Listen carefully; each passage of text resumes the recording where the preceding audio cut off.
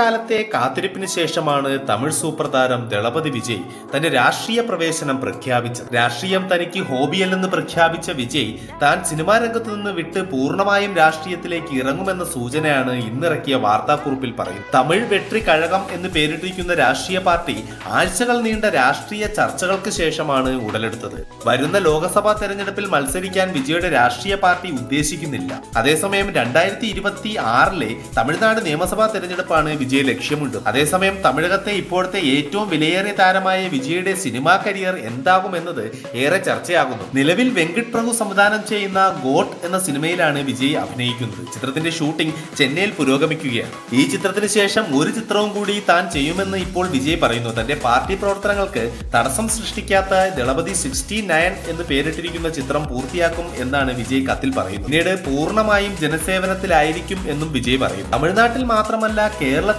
മറ്റു സംസ്ഥാനങ്ങളിലും കടുത്ത ആരാധകരുള്ള താരമാണ് വിജയ്. കേരളത്തിൽ വിജയുടെ സിനിമകൾക്ക് ലഭിക്കുന്ന സ്വീകാര്യത തന്നെ ഈ ആരാധക സ്നേഹം വെളിവാക്കുന്നതാണ്. ലിയോ, വാരിസ് തുടങ്ങിയ സിനിമകൾക്ക് കേരളത്തിൽ നിന്നും റെക്കോർഡ് കളക്ഷനാണ് ലഭിച്ചത്. വിജയുടെ രാഷ്ട്രീയ പ്രവേശനത്തോടുകൂടി ഏറ്റവും അധികം നഷ്ടമുണ്ടാവുക വിജയ ആരാധകർക്ക് തന്നെയാണ്. ഇഷ്ടനായകന്റെ വരവ് തിയേറ്ററുകളിൽ ആഘോഷമാക്കിയിരുന്ന ഫാൻസിന്റെ ഉള്ളിലും ഈ നിമിഷങ്ങൾ ഇല്ലാതാകുന്നതിന്റെ ചെറിയ വിഷമവുമുണ്ട്.